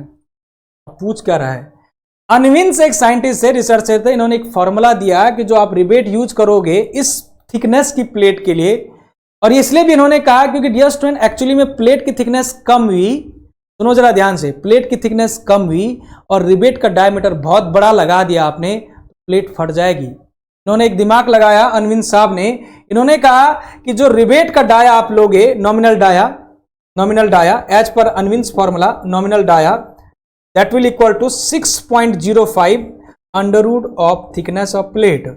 मतलब कि जितनी आपकी प्लेट की थिकनेस है इसी के डायरेक्टली प्रोपोर्शनल टू आप डायमीटर भी रखोगे। जैसे जैसे थिकनेस बढ़ती रहेगी वैसे वैसे आपके डायमीटर भी रिवेट का बढ़ा सकते हैं। तो ऐसा नहीं कि थिकनेस बहुत कम है, प्लेट बहुत पतली है, डायमीटर अब रिवेट का बहुत ज्यादा इंसर्ट कर रहे हैं, प्लेट फट जाएगी। यही दिमाग इन्होंने लगाया। अब जल्दीबाजी में देखिएगा, इसको 6 भी ले लेते हैं कभी कभार, 6 अंडर रूट ऑफ टी करके देखते हैं। देखो five is equal to nominal dia, इसमें ग्रॉस डाया की बात नहीं कर रहा हूं, ये नॉमिनल डाया है, रिवेट का डाया, ध्यान रखना। तो 6 under root of T, thickness of plate 16 है, 16 का अंडर रूट कितना होता है बताओ, 16 का अंडर रूट 4, 4 छके होता है 24। तो आपके पास आंसर सीधे सीधे तौर पर आ गया 24। और यही करना भी है, एग्जामिनर भी समझता है यार, ऑब्जेक्टिव एग्जाम है, एग्जामिनर भी समझता है ऑब्जेक्टिव एग्जाम है, इतना छोटा कैलकुलेशन वैसे कर सकते हैं, कोई बहुत बड़ी बात नहीं है, लेकिन आपके राउंड फिगर में जो है आंसर मिल चुका है 24 mm। ये तुम्हारा क्या हो गया, नॉमिनल डाया। इसी में अगर ग्रॉस डाया निकालना है तो 24 प्लस 1.5 हो जाएगा, जो कि 25.5, फिर ग्रॉस डाया एडिशनल होगा क्योंकि 25 mm से भी कम आ रहा है। ठीक है, समझ रहे बात को, इस चीज को क्लियरली कर लेना। Next, effective length of the batten column. प्यारे विद्यार्थियों, बैटन कॉलम और लेसिंग कॉलम, इन सभी को आप as a compression member use करते हैं। बैटन कॉलम के लिए 10% से एडिशनली यूज करते हैं, तो ये बैटन कॉलम के लिए है, ये बैटन प्लेट के लिए है। और यहीं पर अगर आपसे पूछा जाता है लेसिंग बार के लिए, तो लेसिंग बार के लिए सिलेंडर रेशियो में आपका जो इफेक्टिव लेंथ का जो इजाफा होता है, मतलब कि बढ़ाया जाता है, बढ़ जाता है, वो 5% से बढ़ता है। नेक्स्ट, ये तुम्हारा कंक्रीट टेक्नोलॉजी से क्वेश्चन है जो आप लोग पढ़ते हैं, कंक्रीट टेक्नोलॉजी के जो सिलेबस में आपको दिया है वहां से क्वेश्चन है, पढ़ लेते हैं, पढ़ लोगे आप, इसका आंसर दे दोगे। The property of fresh concrete in which the water in the mix tends to rise to the surface while placing and compaction. क्या बोल रहा है, देखिए ध्यान से, क्या बोल रहा है, बोलो। कहने का मतलब यह है कि जब आप क्या करते हैं, जैसे आपने कंक्रीट को बना लिया, कंक्रीट सारा मिक्स कर दिया, मेजरमेंट कर लिया, उसके बाद जब प्लेसिंग करते हैं तसले की मदद से कंक्रीट को जब प्लेसिंग करते हैं, तो हम क्या देखते हैं कि बहुत ज्यादा जब कॉम्पैक्ट कर दें, मान लेते हैं कि सपोज दैट ये कंक्रीट का सरफेस है, ये है कुछ इस तरह से, ये कंक्रीट का सरफेस है, और आपने बहुत ज्यादा एक्सेसिव जिसको बोल सकते हैं, बहुत सारा कॉम्पैक्ट कर दिया रोलर की मदद से, वाइब्रेटर की मदद से, खूब सारा आपने कॉम्पैक्शन बहुत ज्यादा कर लिया है, जितना करना चाहिए था उससे भी ज्यादा। तो हम क्या करते हैं कि टॉप में जो कंक्रीट की टॉप सरफेस होती है, इस सरफेस में हम क्या देखते हैं कि पतली एक लेयर वाटर की देखने को आपको मिलती है। एक डिफेक्ट है कंक्रीट के अंदर, एक डिफेक्ट है, और इसी डिफेक्ट को बोला जाता है डियर स्टूडेंट ब्लीडिंग। क्या बोला जाता है, ब्लीडिंग। इस डिफेक्ट को बोला जाता है ब्लीडिंग। ब्लीडिंग क्या है, एक्सेसिव सरफेस आपका एक वाटर का एक पतली लेयर देखने को मिलती है, तो ये आपका फिर उस सरफेस में बाद में क्रैकिंग वगैरह पड़नी शुरू हो जाती है, तो एक फेलियर है।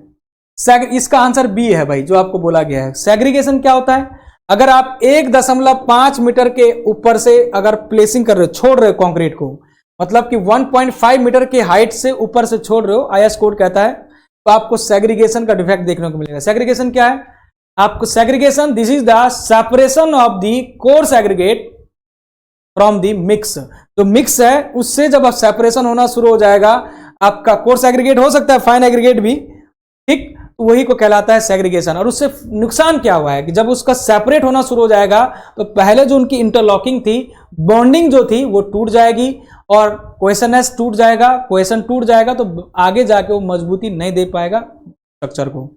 बल्किंग मैंने आपको अभी जस्ट पहले समझाया कि सैंड के वॉल्यूम में इंक्रीज हो जाता है, वही बल्किंग ऑफ सैंड कहलाता है। क्रीप का मतलब होता है कंटिन्यूअस डिफॉर्मेशन हो रहा है कांस्टेंट लोड पर ही समय के साथ साथ, तो वो क्रीप इफेक्ट हो गया। चलिए, modular of rupture of the concrete as per IS code. प्यारे विद्यार्थियों, मॉडुलस रप्चर को ही कहा जाता है क्या, flexural tensile strength. Flexural tensile, flexural शब्द का मतलब यहां पर होता है बेंडिंग, बेंडिंग टेंसाइल स्ट्रेंथ को ही मॉडुलस ऑफ रप्चर कहला जाता है। और एफसीआर जो निकालने का तरीका है वो है 0.7 ऑफ एफसीके। क्या है, मॉडुलस ऑफ रप्चर निकालने के लिए कोड ने एक फॉर्मूला भी दिया है 0.7 टाइम्स ऑफ एफसीके। जैसे मैं कहूं M20, तो यहां पर M का मतलब मिक्स होता है, 20 का मतलब ही होता है कैरेक्टरिस्टिक स्ट्रेंथ एफसीके। तो रख देंगे यहां पर और आराम से वैल्यू निकाल पाएंगे। तो आप समझ गए होंगे ये बातें। चलिए आगे बढ़ते हैं। नेक्स्ट क्वेश्चन, अगेन आज की जितनी भी सेशन है, जितने भी आपने इंपॉर्टेंट क्वेश्चन कराए, सारे इंपॉर्टेंट क्वेश्चन है। साथ ही साथ आपको बता दें कि सिविल इंजीनियरिंग की सेपरेट चैनल बनाया गया है, आपको पता है, civil engineering JE and A, civil engineering JE and A. इस चैनल को अपना प्यार बरकरार बनाए रखें, क्योंकि डियर स्टूडेंट इससे हमारे अंदर ही एक एनर्जी का ऊर्जावान जो तरीके से हम काम कर पाए आगे के लिए, आपके लिए जितना भी प्लानिंग किया है, स्ट्रेटेजी जो आपके लिए बनाई है आगे के एग्जामों के लिए क्रैक करने के लिए, उस पर हम 100% अच्छे तरीके से एक पॉजिटिव ऊर्जा के साथ आगे बढ़ चढ़कर आ पाए। तो इसके लिए आपको प्यार जरूरी है, उसको सब्सक्राइब करते रहें। उससे नंबर ऑफ स्टूडेंट जितना बढ़ता रहेगा तो उससे हमें ये लगेगा, ये फील होता रहेगा कि हाँ ऑब्वियसली आपको उस क्लास की जरूरत थी, उस चैनल की जरूरत थी, और हम लोगों की क्लास की ऑब्वियसली आपको सच में जरूरत थी, है कि नहीं। सब्सक्राइब करते रहें, शेयर करते रहें अपने दोस्तों तक। हम पढ़ते हैं जब कॉलम को डियर स्टूडेंट, तो सॉरी स्लैब को, तो स्लैब के अंदर आपको ये जरूर पता होना चाहिए। मान लेते हैं कि आप स्लैब बना रहे हैं, छत बना रहे हैं, ये लो, तो ऑब्वियसली आप बार भी इसमें यूज कर रहे होंगे। बार आप इस तरह से यूज करते हो, इसमें आपका एक होता है डिस्ट्रीब्यूशन बार और एक होता है मेन बार, ठीक। तो हम क्या देखते हैं कि जो आपका डायमीटर है और थिकनेस का जो रेशियो होता है वो 1/8 से ज्यादा नहीं होना चाहिए। मतलब ये बोल सकते हैं diameter of reinforcing bar should not be less than 1/8 times of the thickness of slab। मतलब ऐसा बोल दो, diameter of bar should not be greater than 1/8 times of the thickness of slab। और थिकनेस ऑफ स्लैब जनरली आप जो रखते हैं प्यारे विद्यार्थियों 15 सेंटीमीटर से लगभग के अप्रोक्सीमेटली रखते हो। 15 सेंटीमीटर काफी ठीक है, 15 सेंटीमीटर मतलब कि लगभग 6 इंच के करीब, 6 इंच मतलब 5 इंच इस तरह से रखना है वो थिकनेस, ये इसकी बात कर रहे हैं। तो कहने का मतलब ये IS कोड गाइडलाइंस था, 1/8 आपको याद रखना है, ठीक है, याद भी हो गया होगा आपको। नेक्स्ट, स्लैब के ही केस में IS कोड 456 ने कुछ गाइडलाइंस दिए हैं, आपको याद रखना है। इन्होंने कहा है कि मैक्सिमम रिइंफोर्समेंट जो देना है वो देना है 4% of cross sectional area, B width हो गया और D हो गया टोटल डेप्थ, ठीक है। तो 4% वो लिमिट है, इस बात को भी ध्यान रखना। नेक्स्ट अगेन जो है इंपॉर्टेंट क्वेश्चन, आपका ओपन चैनल फ्लो से क्वेश्चन है, hydraulic mean depth for the circular pipe of the diameter. प्यारे विद्यार्थियों सबसे पहले सवाल ये पैदा होता है कि हाइड्रोलिक मीन डेप्थ जिसको आप कह रहे हैं, हाइड्रोलिक मीन डेप्थ, इसको आप क्या लिखते हैं? Hydraulic mean depth this is what, इसको हाइड्रोलिक रेडियस भी कहते हैं। तो ये हो जाता है आपका A/P, ठीक है ना। तो यहां पर डियर स्टूडेंट सर्कल की बात हुई है, जब आप सर्कल की बात करते हैं तो सर्कल का डायमीटर मान लेते हैं कि D मान लेते हैं, रेडियस हो जाएगा D, तो सर्कल का एरिया क्या हो जाएगा π/4 of D square, very good. यहां पर अगर पेरीमीटर की बात करें तो ये हो जाएगा 2πr, वेरी गुड, है कि नहीं। इसको सॉल्व करेंगे जब तो आप क्या पाओगे, तो सॉल्व करोगे तो क्या पाओगे, चलिए। तो हाइड्रोलिक मीन डेप्थ जिसको आप हाइड्रोलिक रेडियस बोलेंगे तो A/P होता है डियर स्टूडेंट, A/P एरिया आपका क्रॉस सेक्शन, ऑब्वियसली सर्कल का एरिया क्या होता है π/4 ऑफ D स्क्वायर, डायमीटर मैंने D मान लिया, और P का मतलब होता है पेरीमीटर। पेरीमीटर क्या होता है सर्कल का भैया, 2πr नहीं होता, 2πr। और डायमीटर और रेडियस में एक डिफरेंस आप जानते ही हैं कि diameter this is equal to 2 times of r, और जब आप r कहते हैं रेडियस तो ये हो जाएगा डायमीटर का हाफ, यस और नॉट। यही चीज यहां पर देखें, अगर आप इसको रखें π/4 ऑफ D स्क्वायर अपॉन में 2πr का वैल्यू रखेंगे तो D/2, तो इसको कैलकुलेट करेंगे तो सीधे सीधे तौर पर स्मॉल d है ना, ये स्मॉल d है, स्मॉल d, तो ये D/2 हो जाएगा, इस कैंसिल आउट हो जाएगा, तो फाइनली आपको जो है पूरे तरीके से मिल रहा है D/4 आंसर मिल जाएगा। ये हो गया आपका बी ऑप्शन, D/4, ठीक है, ओके चलेगा। नेक्स्ट क्वेश्चन है, When the Mach number is less than the unity, the flow is called। प्यारे विद्यार्थियों मैक नंबर अगर आपका लेस देन 1 है, मैक नंबर इक्वल टू 1 है दूसरी कंडीशन, और मैक नंबर ग्रेटर देन 1 है, ये 3 कंडीशन ध्यान रखिएगा। जब हम बात करते हैं मैक नंबर अगर आपका 1 से लेस है तो इसको बोल देते हैं सबसोनिक फ्लो, क्या बोलते हैं, सबसोनिक फ्लो। और अगर आपका 1 है तो इसको बोलते हैं सोनिक फ्लो, और मैक नंबर ग्रेटर देन 1 है तो इसको बोलते हैं सुपरसोनिक। तो यहां पर अभी आपका क्या बोला है, Mach number is less than 1, तो this is the subsonic flow. ये आपका फ्लूइड मैकेनिक्स का केस है, एक्चुअली में क्वेश्चन है। नेक्स्ट अगेन आपका जो है बहुत इंपॉर्टेंट क्वेश्चन है, यहां पर गलतियां होने की चांसेस हैं। एक होता है डियर स्टूडेंट डायनेमिक विस्कोसिटी और एक होता है काइनेमेटिक विस्कोसिटी। जब डायनेमिक विस्कोसिटी की हम बात करते हैं, ये डिनोट करते हैं म्यू से, ध्यान से रखिएगा म्यू है ये। तो डायनेमिक विस्कोसिटी की जो यूनिट होती है वो होती है न्यूटन सेकेंड पर मीटर स्क्वायर, मतलब कि न्यूटन सेकेंड पर मीटर स्क्वायर। पहले मैं इसका सिखाता हूं, फिर डायनेमिक काइनेमेटिक विस्कोसिटी की भी सिखाऊंगा, टेंशन न ले। न्यूटन का मतलब होता है ये फोर्स की यूनिट है, फोर्स की यूनिट है। और फोर्स जो आप जानते हैं बचपन से पढ़ के आ रहे हैं, फोर्स होता है m इंटू ए। मास का मतलब होता है किलोग्राम, मास किलोग्राम। और एक्सेलरेशन का मतलब होता है वेलोसिटी पर यूनिट टाइम, मतलब कि मीटर पर सेकेंड स्क्वायर। अब पहले इसको बनाओ, इस न्यूटन वाले को, फोर्स वाले को डायमेंशनल फॉर्मूले में बनाओ। तो किलोग्राम को आपने लिखा होगा, द्रव्यमान है तो m लिखा होगा। मीटर ये m है, मीटर डिस्टेंस, डिस्टेंस को आप l लिखते हैं। सेकेंड स्क्वायर आपका बॉटम में, इसको ऊपर ले जाओगे तो t की पावर -2 हो जाएगा।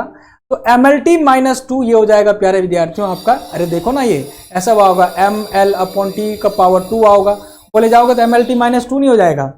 तो ये बन गया आपका न्यूटन के लिए काम। तो यहां पर रख के देखते हैं, mlt -2 ये आपका न्यूटन की जगह हो गया डायमेंशनल फॉर्मूला। सेकंड की जगह एक मल्टीप्लाई आपका t हो जाएगा, t की पावर 1 है ये पॉजिटिव में मतलब। और नीचे में है आपके l की पावर 2, डायमेंशनल फॉर्मूला बना रहे हैं, नीचे मीटर स्क्वायर था।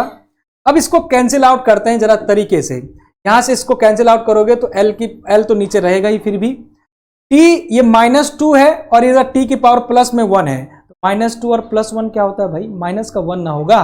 तो फाइनली आपका बन चुका है ये ml। अब ये l जो नीचे था ऊपर आएगा तो ml -1 हो गया। और यहां से इसको कैंसिल आउट करेंगे, t -2 और t +1 तो ये हो जाएगा -1।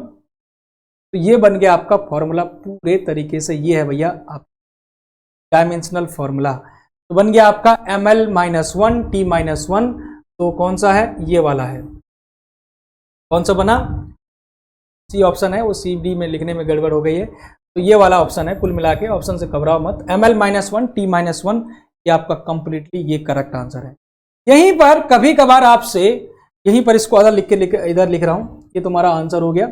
यहीं पर कभी कभार आपसे काइनेमेटिक विस्कोसिटी के भी लिख रहा हूं, काइनेमेटिक विस्कोसिटी न्यू से डिनोट करते हैं, इसका फॉर्मूला पूछा डायमेंशनल फॉर्मूला पूछा जाता है। तो फॉर्मूला इसका होता है मीटर स्क्वायर पर सेकेंड।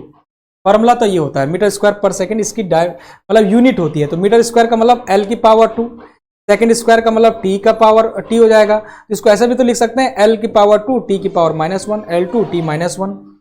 क्या दिक्कत है, मीटर स्क्वायर पर सेकेंड होगा कि नहीं होगा, है? तो मीटर स्क्वायर पर सेकेंड आपके पास डायमेंशनल फॉर्मूला बन गया। तो अभी तो आपसे पूछा गया था डायनेमिक विस्कोसिटी, अभी कभी आपसे एग्जाम में पूछा जा सकता है काइनेमेटिक विस्कोसिटी, दोनों चीजें आपसे पूछी जा सकती हैं। तो चलिएगा नेक्स्ट क्वेश्चन पर चलते हैं। रिनॉल्ड नंबर, प्यारे विद्यार्थियों ये नंबर तो भाई कभी भी भूल के मत जाओ, उनको बार बार रट के जाओ। Reynold number, Mach number, Euler number, है ना, वेबर नंबर, ये सब पढ़ के जाओ यार। तो अभी आपका बेसिक पूछा गया है यूलर नंबर, रिनॉल्ड नंबर, इसी के बारे में बता लेता हूं पहले। तो रिनॉल्ड नंबर क्या होता है डियर स्टूडेंट, ये होता है आपका दो चीजों का force, inertia force to viscous force. इन दोनों फोर्स का जो होता है ये रेशियो होता है। क्या होता है, दोनों फोर्स का प्यारे विद्यार्थियों रेशियो होता है। तो होप सो ये सारे जितने भी क्वेश्चन किए हैं वो सब आपको समझ आए हैं। नहीं भी समझ आए हैं तो मेरे साथ आप जुड़ सकते हैं टेलीग्राम ग्रुप में, ठीक है ना, civil engineering JE and AE group में, civil engineering JE and AE हमारे ग्रुप में, ठीक है ना। और मुझे साथ पर्सनली भी जो है आप मेरे साथ बात कर सकते हैं यहाँ पर, ठीक है, ठीक है जी। और कुछ भी चीज़ पूछना हो तो आप यहाँ पर पूछ भी सकते हैं, और बेझिझक आप किसी भी चीज़ में घबराइएगा नहीं, पूछ सकते हैं। साथ ही साथ और भी सेशन आपके लिए लाते रहूँगा, टेंशन बिल्कुल ना रहे, इसी तरह के क्वेश्चन और भी लाते रहूँगा, ठीक है ना। एग्जाम से पहले जितना भी समय है आपके पास बहुत अच्छे से आपको कराने की कोशिश करूँगा तरीके से। और साथ ही साथ आपके साथ अगर आप सिविल इंजीनियरिंग विद्यार्थी हैं, वैसे तो मैंने इस सेशन सभी के लिए है, लेकिन सिविल इंजीनियरिंग आप विद्यार्थी हैं तो ठीक है, आप इस चैनल को हमारे साथ जुड़े। इस पर एक प्रॉपर तरीके से पूरी प्लानिंग के साथ हमने एसएससी जेईई को फोकस किया, और उसी के साथ हिसाब से पूरा तरीके से क्लासेस चल रही हैं, अलग अलग टाइमिंग पर, अलग अलग टीचरों के द्वारा। है ना। अलग अलग सेशन चलते हैं, एग्जाम अपडेट दिखाते हैं आपको रोज के रोज कौन कौन से एग्जाम चल रहे हैं सिविल इंजीनियरिंग में। तो आप इस टेलीग्राम ग्रुप में हमारे ज्वाइन करें, सिविल इंजीनियरिंग जेई एंड एई, आपको टोटली इन्फॉर्मेशन दियाता रहेगा। और जितनी भी क्लासेस होती हैं उन क्लास का साथ ही साथ पीडीएफ आपको फाइल रोज के रोज प्रोवाइड किया जा रहा है इस ग्रुप में। इसलिए तुरंत जो है इस मौके को ना गंवाएं, समय को ना गंवाएं, बिल्कुल ही जो है हमारी स्ट्रेटेजी प्लानिंग के साथ और हमारी जो तरीका है उस तरीके के साथ जुड़ें। तुरंत के साथ civil engineering JE and AE subscribe करना आपको बिल्कुल नहीं भूलना है जी, ठीक है। चलिए तो प्यारे विद्यार्थियों, इस सेशन को यहीं पर समाप्त करता हूं मैं, और साथ ही साथ आपको अग्रिम जो है आपका एग्जाम जो होगा जुलाई को 3 जुलाई को, तो उसकी बधाई भी देता हूं, ठीक है। और अभी आपका नेक्स्ट सेशन में भी आपको कराऊंगा और भी क्वेश्चन प्रैक्टिस। तो चलिएगा, thank you very much, thanks to